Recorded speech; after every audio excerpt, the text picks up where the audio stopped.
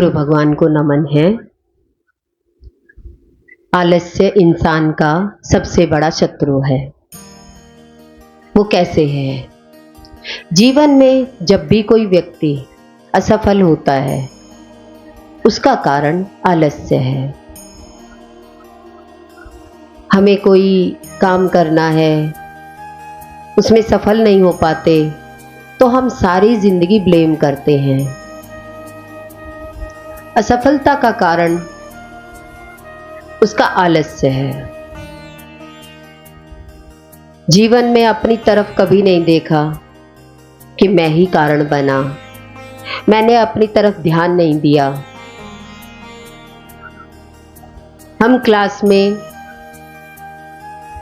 40 बच्चे को पढ़ते हुए देखते हैं, पर एक बच्चे के 100 में से 90 मार्क्स आते हैं, एक के 50 आते हैं, एक के 30 आते हैं, एक के 20 आते हैं। उसका कारण क्या है? एक बच्चे ने 90% अपनी एनर्जी लगाई, 10% एनर्जी पढ़ाई में नहीं लगाई, तो उसके 90% मार्क्स आए। एक ने 50% एनर्जी लगाई, उसके 50% मार्क्स आए। एक ने 20% ही एनर्जी लगाई, पर उनके 20% ही आए। 20% वाला बच्चा कहने लग जाए कि मैंने तो 90% वाली मेहनत करी थी, पर मेरा असफलता का कारण है मेरे घर में गरीबी। देखिए, गुरु हमें कहते हैं सबसे बड़ी गरीबी का कारण है आलस्य। अपनी एनर्जी को ज़्यादा से ज़्यादा जो भी हमें काम अच्छा लगता है पुरुषार्थ करते हैं, उसका फल हमें जरूर मिलता है। देखिए, ये तो हर एक व्यक्ति जानता है कि मैंने कितनी मेहनत करी है। ऐसे ही गुरु हमें कह रहे हैं, साधना के मार्ग पर जब हम चलते हैं तो हम भी देखें कि एक पूजा पाठ, व्रत, नियम, इनमें हम कितना समय लगाते हैं, पर इसी में लगे रहते हैं या हमारी सोच में परफेक्शन होनी चाहिए।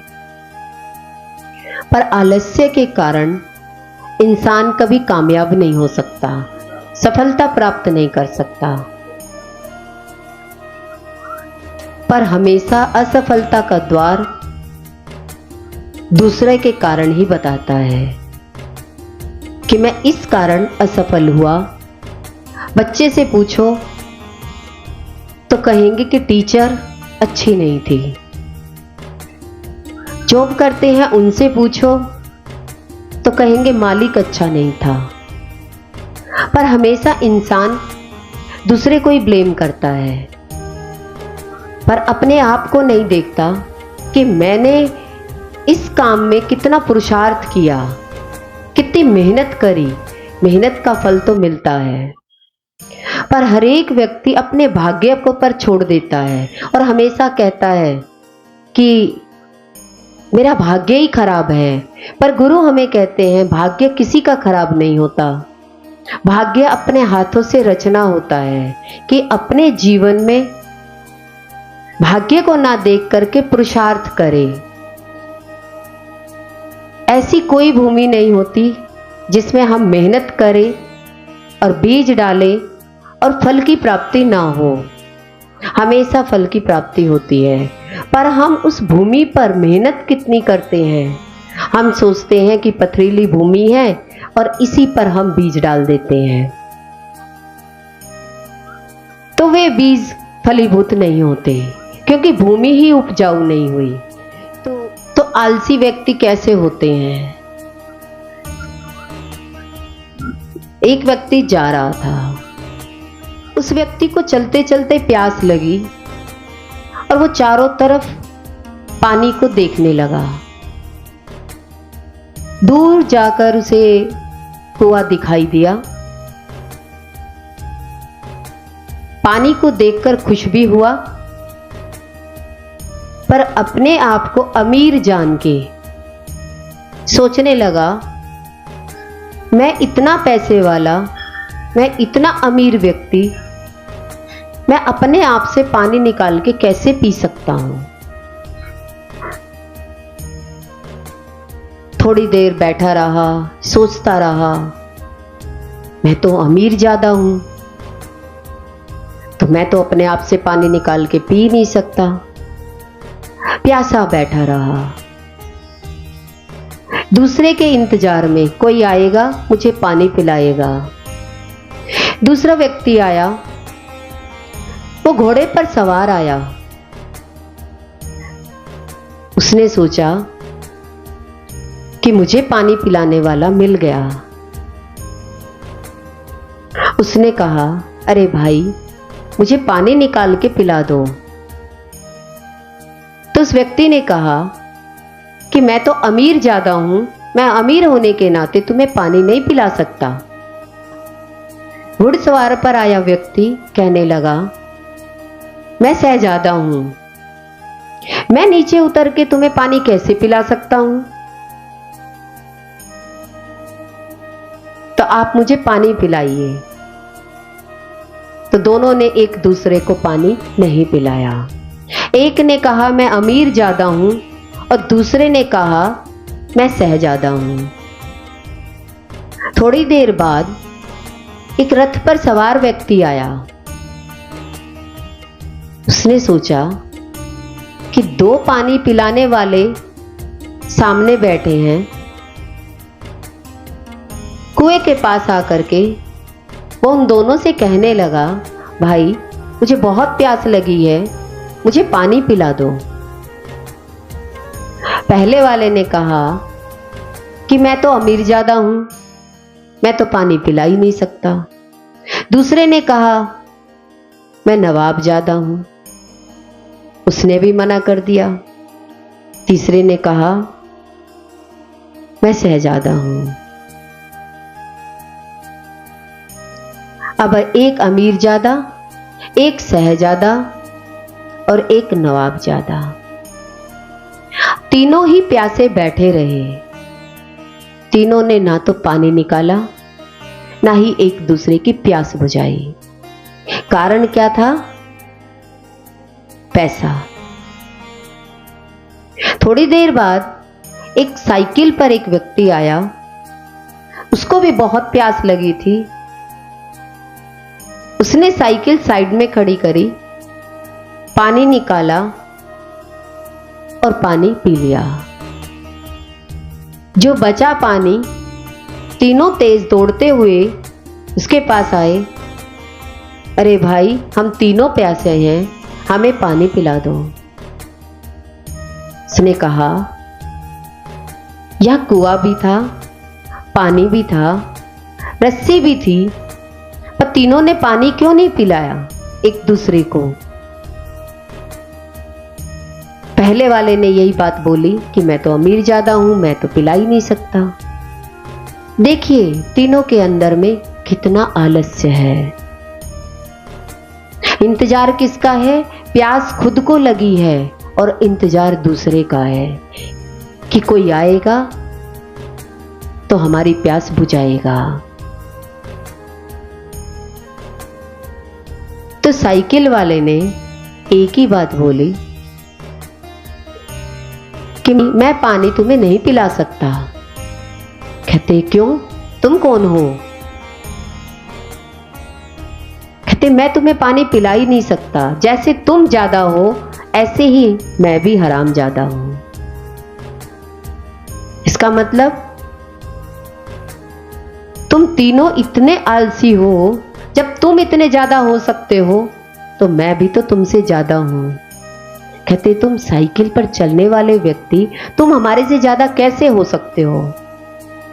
तो उसने दिखाया कि देखिए प्यास लगी है तो पुरुषार्थ करना चाहिए। पुरुषार्थ किया, पानी पिया और जो बचा वो वापस उस कुएं में डाल दिया। तो उसने समझ दी कि अपने आप को प्यास लगे, अपने आप को भूख लगे तो अपने आप को इतना आलस्य में नहीं डुबाना चाहिए कि दूसरा ही व्यक्ति आपको कुछ देगा, दूसरा ही आपकी प्यास बुझाएगा। कई बार ऐसा होता है, कोई भी चारों तरफ नहीं होता, तो हमारा पुरुषार्थ का बल होना चाहिए, आलस्य नहीं होना चाहिए। वैसे तो देखिए ये शब्द गलत लगता है, पर इस शब्द में भी राज है। हराम का मतलब क्या होता है? हरा आम, कच्चा आम। कच्चे आम को पकने के लिए अपने आप से मेहनत करनी होती है। हमें जीवन में हमेशा मेहनत करनी चाहिए, कभी भाग्य पर नहीं छोड़ना चाहिए। हम तो सोचें कि हम तो सारा दिन आलस्य में पड़े रहे, दूसरा व्यक्ति मेरे लिए कुछ करेगा। गुरु कहते हैं नहीं, वही व्यक्ति ऐसे बोलते हैं कि हमारा भाग्य खराब है। भाग्य किसने खराब किया? अपने आप ने। हर एक व्यक्ति के पास 24 घंटे होते हैं। 24 घंटे में देखिए, मोदी जी के पास भी 24 घंटे हैं, उनके पास देश का काम है। हमारे पास भी 24 घंटे हैं कि घर का काम है। वही संतों के पास भी 24 घंटे होते हैं। उन्हीं 24 घंटों में वो भगवान का नाम लेते हैं। पर आलसी व्यक्ति हमेशा अपने भाग्य को कोसता रहेगा, दूसरे को ब्लेम करता रहेगा, पर अपना दुश्मन अंदर बैठा है। उसी 24 घंटे में एक व्यक्ति प्रधानमंत्री है, एक संसारी व्यक्ति है। 24 घंटे अपनी कमी ही गिनाता रहता है, मेरे जीवन में इतनी कमी है। पर वही 24 घंटे हर एक व्यक्ति के जीवन में आते हैं। सबको पता है 24 से 25 घंटे नहीं होने वाले। इन्हीं 24 घंटे में हमें पुरुषार्थ करके, मेहनत करके सफलता प्राप्त करनी है। इतने महान नारियां हुई युद्ध क्षेत्र में। लक्ष्मीबाई नारी थी, अंग्रेजों से लड़ी। वो हम जैसी नारियां ही थी, पर आलस्य नहीं था।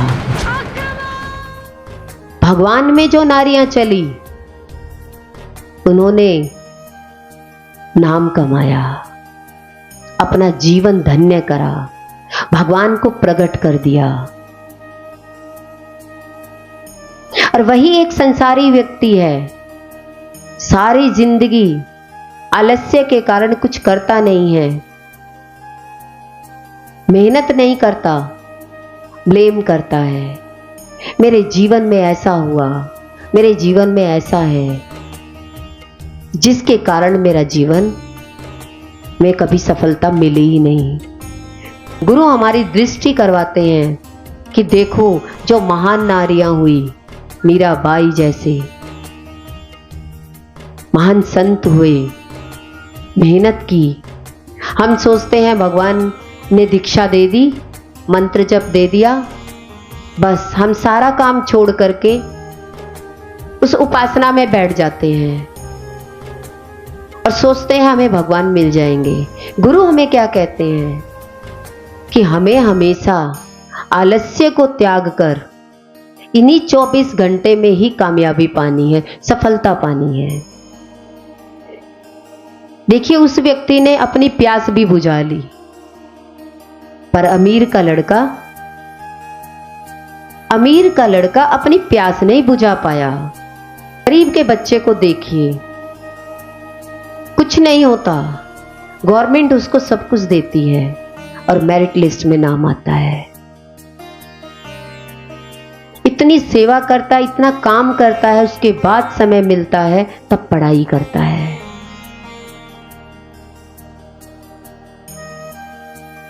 वो बहुत आसान है अपने आप सब कुछ मिल जाए,